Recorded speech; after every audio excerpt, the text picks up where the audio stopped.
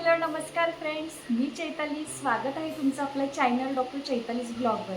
तर आजपासून ना आपण आयुर्वेदिक हर्ब्स व त्याचे यूज आपण डे टू डे लाईफमध्ये कसा करू शकतो याबद्दल एक सिरीज स्टार्ट करत आहोत.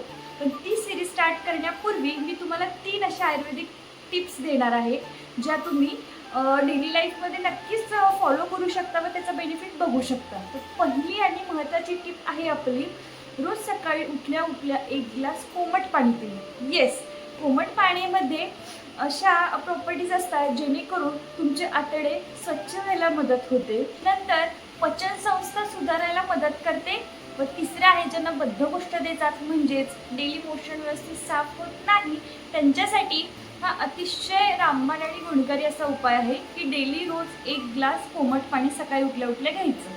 तर नेक्स्ट जो सेकंडवाला जो आपला होम रेमेडी आहे ही आहे तूप.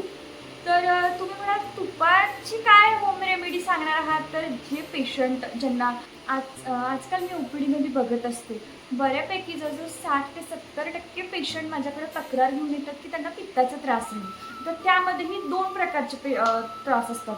म्हणजे उदाहरणार्थ काहींना थोडं जरी पित्तवर्धक काही खाण्यात आलं तर उलट्या होणं, डोकेदुखी, मळमळ व इपिगॅस्ट्रिक पेन म्हणजे काळजाजवळ दुखतंय असं कंप्लेंट्स पेशंट सांगत असतात.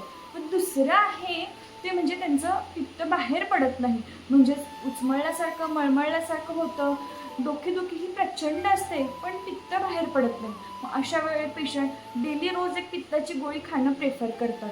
पण डेली रोज गोळी खाऊन आपल्याला पोटामध्ये काही मेडिकल तयार करायचं नाही आहे. त्यामुळे तुम्ही रोज सकाळी उठल्या उठल्या 1 चमचा तुपाचा खा आणि नंतर रिझल्ट बघा. 15 दिवसात तुमचं पित्त कमी होईल. आता काही म्हणतील की आम्ही डाएटवर आहोत किंवा आम्ही वेट लॉस जर्नी फॉलो करत आहोत, तर त्यांना काही घाबरायचं कारण नाही आहे. ॲक्च्युली कुठलीही गोष्ट आपण कशारित्या घेतो याच्यावर ती पूर्णपणे डिपेंड असते.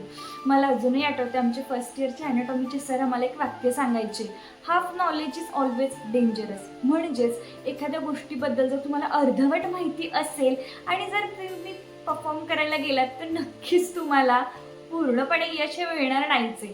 त्यामुळे त्या गोष्टीबद्दल प्रॉपर पूर्णपणे माहिती जाणून घ्या आणि नंतर ती तुम्ही इम्प्लिमेंट करा. आपल्याला तुपासंदर्भातही असंच करायचं आहे. काहींना सवय असते भातावर तूप घेऊन खायचं, चपातीवर तूप घेऊन खायचं किंवा डाळीवर तूप घेऊन खायचं. जर आपण जेवणासोबत जर तुपाचं सेवन केलं तर नक्कीच आपलं वेट गेन होऊ शकतं. पण जेव्हा आपलं पोट एम्प्टी असतं, रिकाम्या पोटी आपण पित्त शमनासाठी 1 चमचा तूप घेतलं तर त्याचा नक्कीच बॉडीला पॉझिटिव्हच फायदा होईल. आता तिसरी टिप आपली अशी आहे ती म्हणजे व्यायाम. ॲक्च्युली बऱ्याच वर्किंग वुमन असतात किंवा ज्यांची मॉर्निंगला लवकर ड्युटी असते, त्यांना लवकर घरातली कामे आवरून घर लवकर सोडावं लागतं.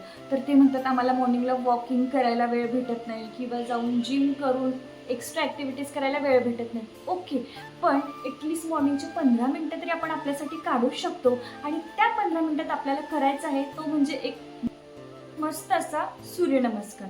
आता ॲक्च्युली सूर्यनमस्कारामध्ये आपल्या डोक्यापासून ते पायापर्यंत सर्व नसा मोकळ्या होतात, पेशींवर ताण पडतो व रक्तप्रवाह व्यवस्थित व्हायला हेल्प होतो. आता बऱ्याच गृहिणी म्हणतात की आम्ही तर दिवसभर एवढं काम करत असतो, त्याने तर आमचं वेट लॉस होईलच की.